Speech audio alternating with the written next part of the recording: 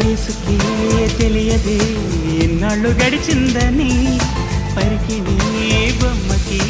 బయట చుడుతుందని దూరమే చెప్పదే నీ రూపు మారిందని స్నేహమే ప్రేమగా పెరిగి పెద్దయిందని ఇకపై మన కౌగిలింతకి చలి చీకటి కంటపడదని ఎప్పుడు మన జంట గడపకి కలతన్నది చేరుకో